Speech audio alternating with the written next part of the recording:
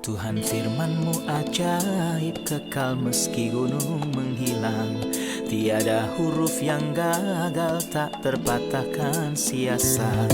Hidup seperti-Mu ya Allah, lebih dari emas. Aku bersaksi kitab-Mu, kitab yang suci. Mendengarkan firman-Mu, hibur hati yang luka. Terangilah langkahku kemanapun ku pergi. Biarkanlah firman-Mu berkuasa atasku. Ubahkanku, bebaskanku, ku mau menyenangkan-Mu. Salam jumpa pemirsa terkasih, saya menyambut Anda sekalian dimanapun Anda berada dalam episode yang terbaru program studi harian kita Semua Kitab Suci. Kita masih mempelajari kitab-kitab perjanjian baru dalam surat pertama Timotius. Ini adalah salah satu surat pastoral yang ditulis oleh Rasul Paulus dan kita telah mencapai pasal 2. Atas rahmat Tuhan, ayat-ayat yang menjadi pokok bahasan kita pada episode hari ini adalah ayat 1-5.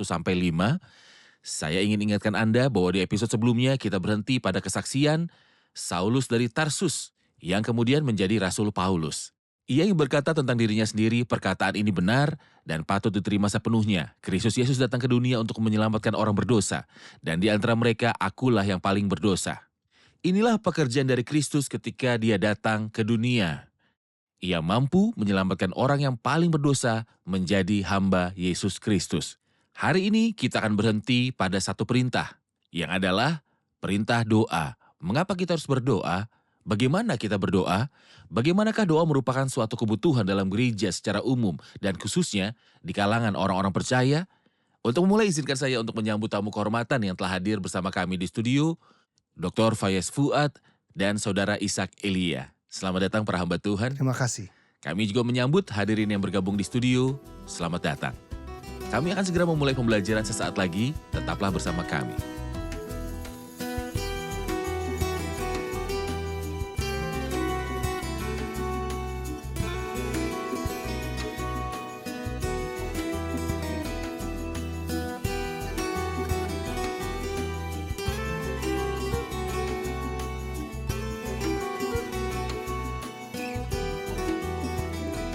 Jumpa lagi para hamba Tuhan. Terima kasih. Saya ingin tahu bagaimana perasaan Anda saat kita belajar bersama 1 Timotius yang berbicara tentang rumah Tuhan.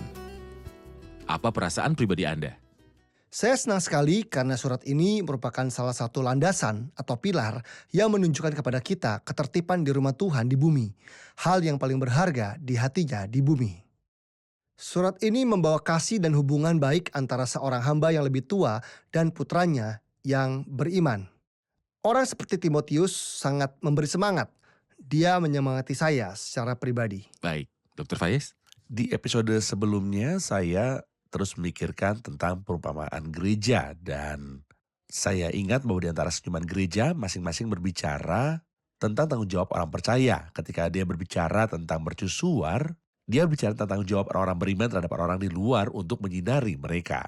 Namun ketika ia bicara tentang gereja sebagai mempelai, misalnya dia bicara tentang kerinduan mempelai wanita saat menantikan mempelai pria dalam keindahan dan kegembiraan. Ketika dia berbicara mengenai bait suci, dia memberitahu kita mengenai pengorbanan rohani dan menjalankan imamat. Namun kata rumah, berbicara tentang pertanggung jawab kita terhadap anak-anak kita yang berasal dari dalam, di dalam gereja. Tanggung jawab kita terhadap mereka yang ada di dalam. Rumah harus dijaga kesucian dan ketertibannya. Apa yang berhasil di luar tidak berhasil di dalam rumah. Dan sebagai pria yang baik, Benar. apa yang saya lihat di jalan tidak harus di kantor atau diizinkan di dalam rumah saya. Kita Benar. tidak berada di rumah kita, Iya. kita berada di rumah Tuhan. Ketika Yakub berkata kepada anaknya kita akan pergi ke Betel, dia berkata kepada mereka kita tidak bisa lewat sini. Jauhkanlah dewa-dewa asing yang ada di tengah-tengah kamu, tahirkanlah dirimu dan tukarkanlah pakaianmu. Jadi suasana rumah Tuhan memberikan kita rasa kagum, takut, dan tanggung jawab. Baik, setiap penataan di rumah manapun disengaja dan demi kenyamanan tuan rumah.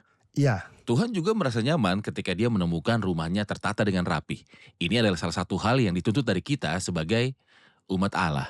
kita Jadi- juga merasa nyaman jika dia merasa nyaman. Benar.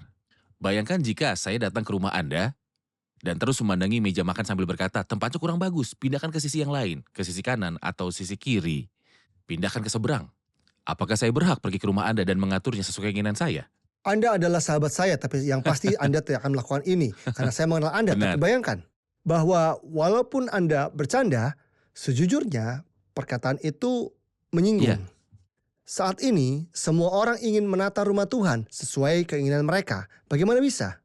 Gereja adalah rumah Tuhan. Itu sebabnya surat pertama kepada Timotius berbicara tentang petunjuk Tuhan untuk penataan rumahnya. Baik Anda maupun saya tidak boleh Benar. ikut campur. Manusia tidak boleh ikut campur untuk menata rumah Tuhan sesuka hatinya. Itu harus seperti yang Tuhan kehendaki. Benar. Jadi siapapun yang ingin tahu penataan Allah atas rumahnya, gereja harus mengacu pada surat Timotius yang pertama dan belajar bagaimana tunduk akan perintah Tuhan.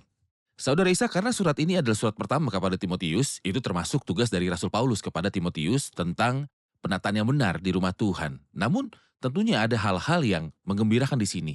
Dorongan seperti apa yang Paulus kirimkan untuk Timotius? Menurut saya di pasal sebelumnya, di bagian terakhir, paragraf terakhir, ia berkata sesuai dengan apa yang telah dinubuatkan tentang dirimu. Dia berkata, anakku, Tuhan telah memanggilmu untuk melayani.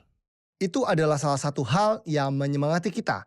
Secara pribadi, saya berpikir, walaupun Rasul Paulus adalah pria yang luar biasa, dia memiliki bakat, wadah untuk kitab suci, dan lain-lain. Tapi saya terdorong karena Tuhan tidak hanya menggunakan Paulus, tapi juga Timotius. Iya. Dia masih muda dalam iman dan usia.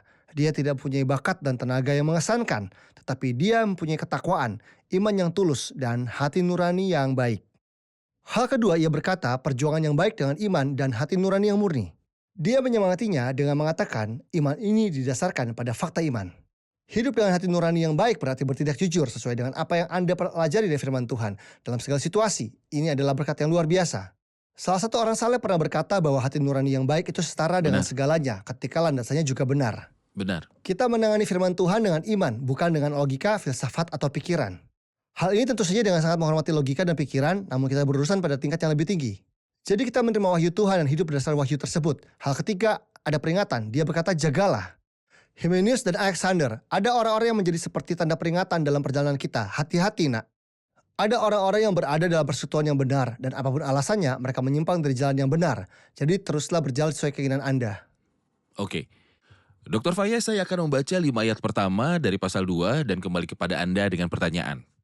Pertama-tama aku menasihatkan, naikkanlah permohonan, doa syafaat, dan ucapan syukur untuk semua orang, untuk raja-raja, dan untuk semua pembesar, agar kita tetap dapat hidup, tenang dan tentram dalam segala kesalehan dan kehormatan. Itulah yang baik dan yang berkenan kepada Allah Juru Selamat kita, yang menghendaki supaya semua orang diselamatkan dan memperoleh pengetahuan akan kebenaran. Karena Allah itu Esa dan Esa pula Dia yang menjadi pengantara antara Allah dan manusia, yaitu manusia Kristus Yesus. Pertama, di ayat pertama ia menasihatkan untuk menaikkan permohonan dan doa syafaat dan ucapan syukur untuk semua orang. Mohon ajarkan lebih lagi tentang perintah untuk berdoa.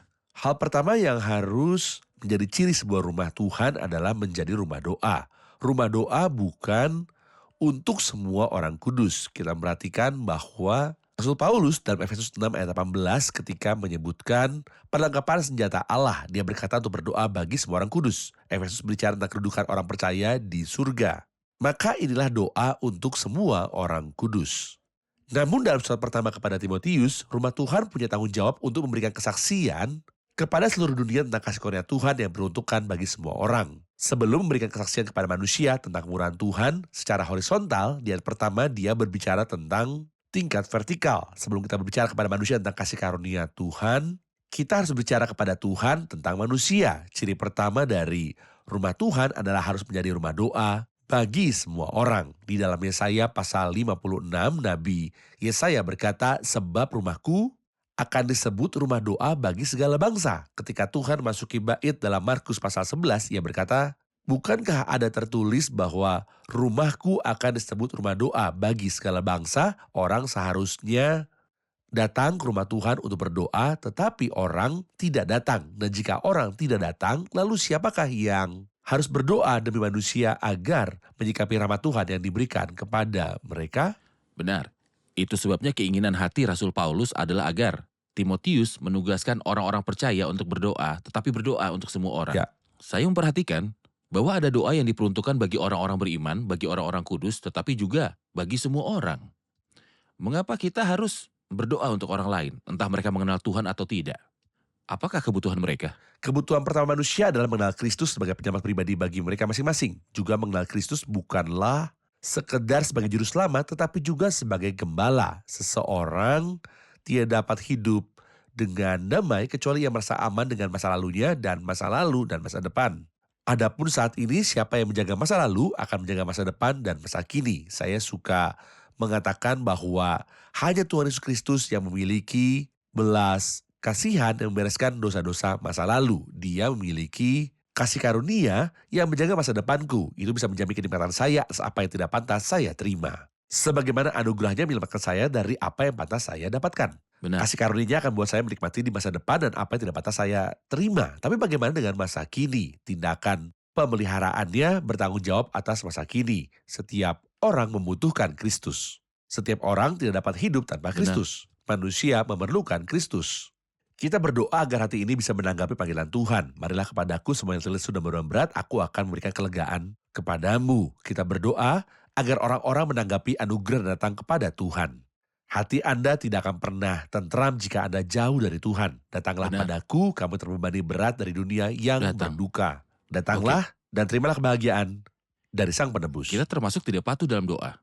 Kita tidak berdoa, dan jika kita berdoa hanya sebentar saja. Ketika kita berdoa selama beberapa menit, kita hanya berdoa untuk diri kita sendiri, untuk istri, anak-anak, rumah, pekerjaan. Namun tingkat ini masih jauh melampaui kita perlu kembali berdoa lagi. Kita rehat sejenak dan kembali untuk menjawab pertanyaan hadirin. Pemirsa terkasih, kami akan segera kembali setelah rehat. Kebanyakan orang tidak mempunyai hubungan dengan Tuhan. Pada zaman Paulus, kebanyakan orang menyembah berhala yang tidak berguna dan situasinya sama pada saat ini. Maka betapa pentingnya bagi kita orang-orang beriman untuk terlibat dalam pelayanan yang telah Tuhan berikan kepada kita. Cakupannya sangat luas karena batasan pelayanan ini hanya semua orang.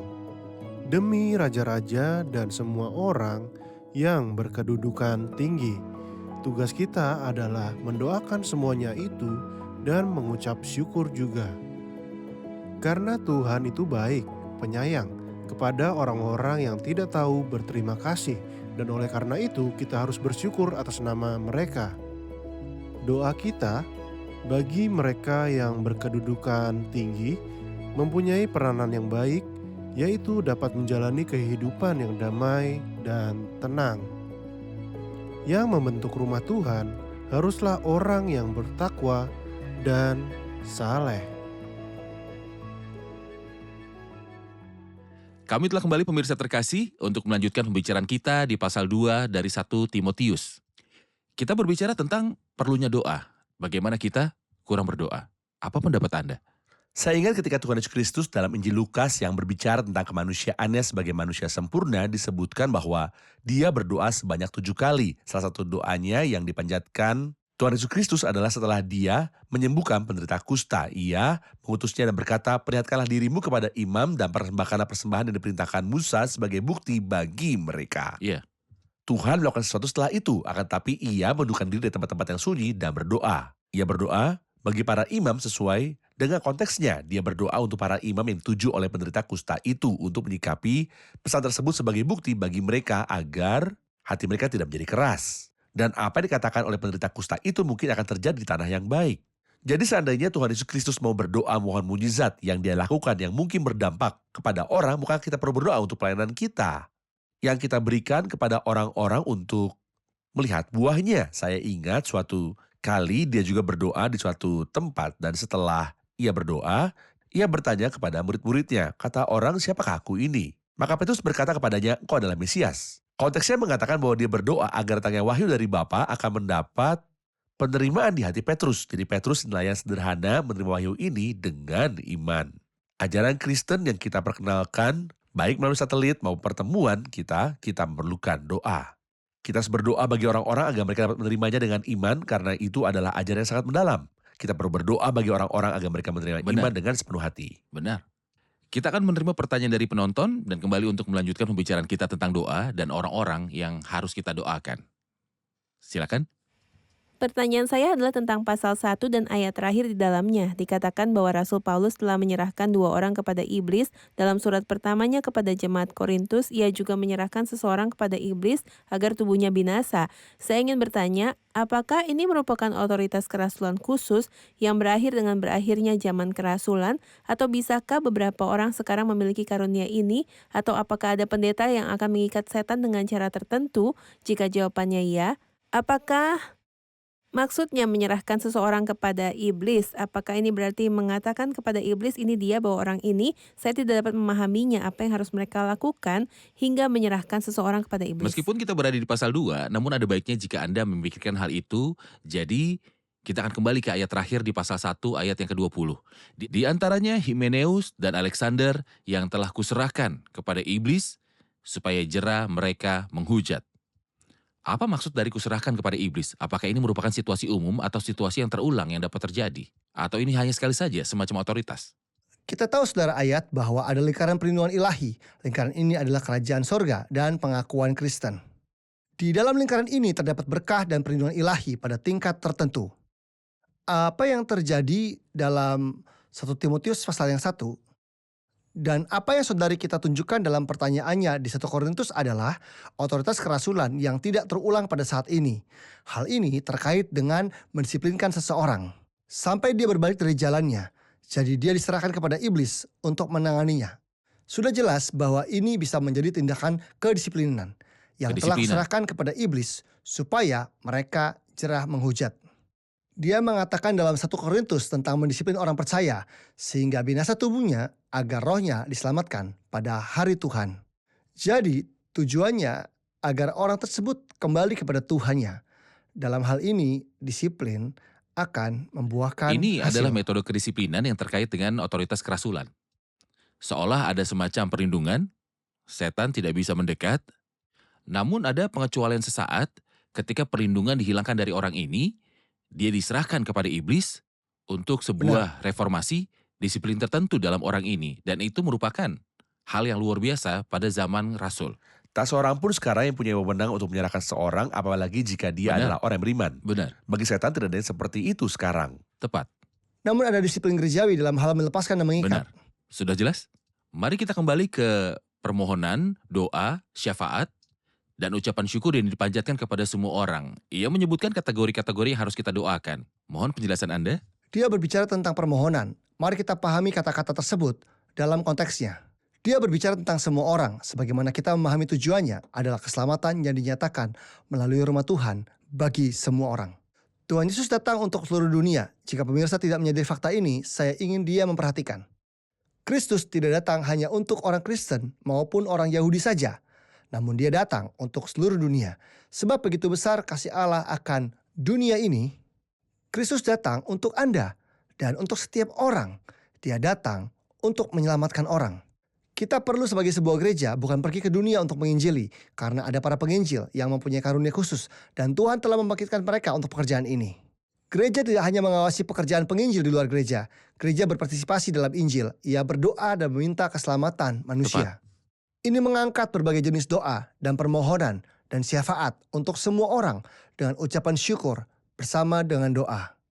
Seorang penerjemah memperhatikan hal yang menyenangkan bahwa surat ini ditulis hampir pada tahun 63 Masehi, di mana Nero, seorang tiran yang menganiaya umat Kristen, adalah gubernur Romawi pada waktu itu. Bayangkan betapa banyak penyiksaan yang mereka derita akibat hal tersebut. Para pemimpin politik Romawi saat itu, namun mereka mendoakan para raja. Alkitab secara sederhana mengajarkan bahwa orang-orang beriman hendaknya mendoakan semua orang. Seorang beriman sedang berdoa di rumahnya, ia berdoa untuk sanak saudaranya, ia berdoa untuk saudaranya di dalam Kristus. Dia juga berdoa untuk orang-orang lain meskipun dia bukan orang Kristen. Alkitab mengajarkan untuk berdoa bagi semua orang masing-masing sesuai dengan kebutuhannya. Saya berdoa sesuai dengan kebutuhan saudara saya yang Kristen yang memiliki hubungan dengan Tuhan. Saya juga berdoa untuk musuh saya jika ada. Jika saya punya tetangga yang tidak beragama Kristen, saya berdoa untuknya. Alkitab mengajarkan kita untuk berdoa bagi semua orang. Bahkan Anda indikasikan bahwa mereka berdoa untuk Nero. Benar. Apakah ada pengajaran dalam Alkitab yang mengajarkan kita untuk berdoa bagi para raja?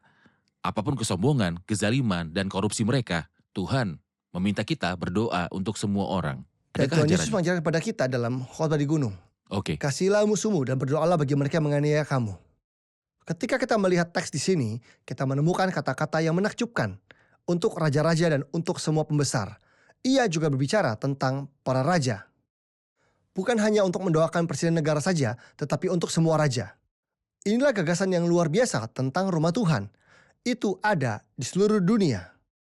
Haruskah saya berdoa hanya untuk pejabat negara saya sementara melihat orang-orang percaya menderita di negara-negara lain di dunia? Saya seharusnya berdoa untuk semua raja dalam bentuk jamak. Dia mengucapkan kata-kata yang indah ini untuk raja-raja dan untuk semua pembesar, bukan hanya untuk negara saya. Tetapi di seluruh dunia, kita gagal dalam melakukan hal itu dan dia mengarahkan kata-katanya kepada tubuh Kristus. Kita tidak berdoa untuk sukses atau gagalnya revolusi atau partai politik tertentu. Tapi agar kita dapat hidup tenang dan tentram dalam segala kesalehan dan kehormatan, ini mengizinkan kita untuk menyembah Tuhan dengan kedamaian. Untuk menyaksikan dan menyampaikan pesan Injil kepada orang-orang dengan damai. baik. Dr. Fayez? Kalimat untuk raja-raja dan untuk semua pembesar menyentuh hati saya. Seperti yang dikatakan saudara Ishak, kita tidak hanya berdoa untuk raja negara kita atau presiden di negara kita. Tapi demi semua raja di dunia, ini menyentuh saya karena sekarang saya melihat pergerakan yang terjadi di dunia tidak didasarkan pada keputusan suatu negara, tetapi dipengaruhi oleh keputusan seluruh dunia. Saya pikir tasat seperti yang kita alami itulah yang ada dalam pikiran Rasul Paulus. Demikianlah kita berdoa untuk semua raja dan semua pemimpin. Untuk keputusan yang dikeluarkan yang mempengaruhi dalam suatu cara atau lainnya kepada kehidupan orang-orang beriman. Saya ingat satu ayat, hati raja seperti batang air di dalam tangan Tuhan. Seperti batang air. Dialirkannya kemana ia ingini. Kita berdoa agar Tuhan melalui Roh Kudus mengendalikan keputusan raja dan presiden dan bahwa Tuhan memberikan mereka hikmat. Semua hasil dari keputusan mereka adalah untuk menggenapi kehendak Tuhan dalam kehidupan kita dan kehendak Tuhan bagi dunia. Oke, Dr. Fayez, dalam ayat 4 ia berkata, yang menghendaki, ia berbicara tentang Tuhan, supaya semua orang diselamatkan dan memperoleh pengetahuan akan kebenaran. Hal ini mencerminkan apa? Tentang hati Tuhan.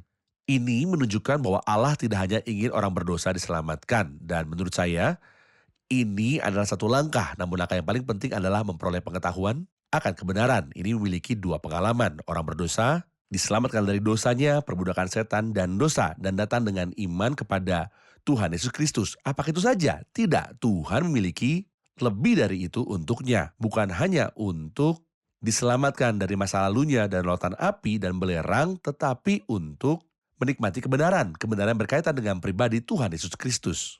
Kebenaran tentang bersatu dalam nama Tuhan. Ini adalah berkat yang positif. Tuhan telah menyiapkan berkat-berkat dan keinginan-keinginan ini agar setiap orang mengenal Dia untuk menikmati harta-harta tersebut. Baik, Saudara Dapatkah Ishak? kita menganggap bahwa ini adalah kehendak umum Tuhan? Tuhan ingin agar semua orang diselamatkan dan memperoleh pengetahuan tentang kebenaran. Di sini, melalui acara ini, saya ingin menyampaikan pesan kepada pemirsa, saudara ayat. Terkadang Anda berkata kepada seseorang, kamu membutuhkan Kristus dan kamu perlu kembali kepada Kristus. Dia berkata sesuai dengan kehendaknya. Itu satu-satunya hal yang saya katakan kepada Anda, jangan katakan tentang itu sesuai dengan kehendaknya, sebab Allah menghendaki dan menghendaki agar kita diselamatkan. Tuhan ingin semua orang diselamatkan. Seseorang berkata, jika dia menginginkanku, dia akan menarikku padanya. Tidak, dia menginginkan Anda. Anda yang tidak mau datang, pertanyaannya adalah, apakah kamu menginginkan Tuhan? Dia tidak akan memaksakan keinginan Anda.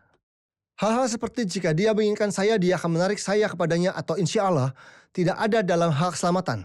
Tuhan menghendaki semua orang dan yang pasti yang melihatnya adalah salah satu dari semua orang. Allah memberitakan kepada manusia bahwa semua orang harus bertobat yang menghendaki supaya semua orang diselamatkan. Seperti yang kita pelajari, memperoleh pengetahuan akan kebenaran. Kristus adalah kebenaran, Roh Kudus adalah roh kebenaran, Alkitab adalah kitab kebenaran. Yang mencakup seluruh kebenaran Kristen bukan sebagian saja. Tepat sekali, keinginan Tuhan adalah agar semua orang diselamatkan. Rasul Paulus memerintahkan kita untuk berdoa bagi semua orang. Seolah doa kita selaras dengan kehendak Tuhan terhadap semua orang. Saat kita berdoa untuk semua orang, Tuhan memenuhi kehendaknya untuk menyelamatkan dan Dia menginginkan semua orang. Kita sering gagal dalam ini, berdoa bagi Saya ingat semua satu orang. pepatah, jika kamu diselamatkan itu adalah kehendak Tuhan. Jika kamu binasa itu adalah keinginanmu. Benar, Seberapa sering saya menginginkannya dan Anda tidak bersedia. benar. Terima kasih, kita rangkum episode ini bersama hadirin.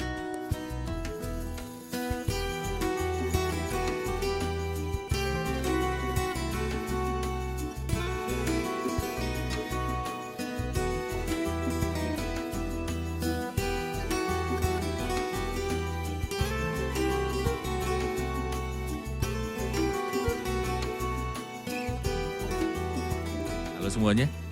Pembicaraan hari ini adalah pembicaraan praktis mengenai doa. Apa yang menyentuh hati Anda? Sebelum berbicara kepada manusia tentang anugerah Tuhan, kita harus berbicara kepada Tuhan tentang anugerahnya terlebih dahulu. Benar. Saya suka bahwa Tuhan bukanlah Tuhan yang membeda-bedakan. Jangan berdoa hanya untuk orang-orang tercinta, saudara, atau orang-orang yang kamu kenal, tapi juga harus berdoa untuk semua orang. Untuk semua orang, benar. Sekali lagi poin yang sama, saya merasa gagal dalam mendoakan semua orang dan raja-raja. Semoga Tuhan menolong kita dan membantu saya secara pribadi agar saya bisa berjalan lurus ke arah yang benar, ke arah Tuhan. Oke. Rumah Tuhan harus menjadi rumah doa karena ia berkata dalam perjanjian lama, rumahku disebut rumah doa. Terima kasih Tuhan memberkati. Terima kasih para hamba Tuhan. Pemirsa terkasih, firman kudus telah mengajarkan kita untuk berdoa. Dan berdoa untuk semua orang. Pernahkah Anda mendengar dalam hidup Anda sebuah ajaran yang memerintahkan Anda untuk berdoa bagi semua orang? Pernahkah Anda mendengar dalam hidup Anda bahwa seseorang memerintahkan Anda untuk berdoa bagi raja, para presiden, dan semua orang yang punya kedudukan tinggi selain dari Alkitab, Kitab Allah yang hidup?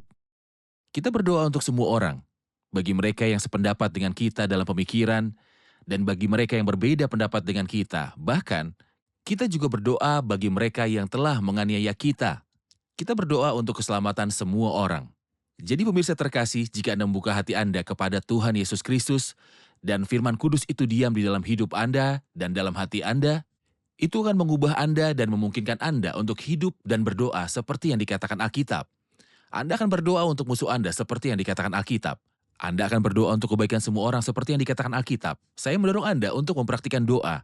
Namun pertama-tama saya mendorong Anda untuk datang kepada Tuhan Yesus Kristus untuk belajar bagaimana berdoa untuk semua orang. Di episode yang berikutnya, kita akan membahas pertanyaan penting ini. Apakah agama Kristen mengajarkan tentang 3 Tuhan? Ataukah mengajarkan hanya 1 Tuhan? Apakah ada ajaran dalam Alkitab yang mengatakan bahwa Tuhan adalah Tuhan yang Esa? Atau adakah seperti klaim mereka yang kita dengar di luar sana yang menuduh agama Kristen mengajarkan 3 Tuhan? Di episode berikutnya, kita akan menjawab semua pertanyaan ini. Sampai jumpa di episode yang selanjutnya, kiranya Tuhan besertamu.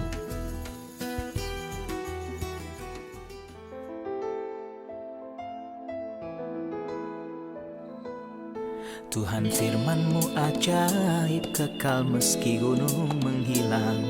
Tiada huruf yang gagal, tak terpatahkan sia-sia. Hidup seperti-Mu ya Allah, lebih dari emas. Aku bersaksi kitab-Mu, kitab yang suci. Mendengarkan firman-Mu, hibur hati yang duka. Terangilah langkahku kemanapun ku pergi. Biarkanlah firman-Mu berkuasa atasku. Ubahkanku, bebaskanku, ku mau menyenangkan-Mu. Tuhan firman-Mu ajaib, kekal meski gunung. Ubah dan bebaskan aku.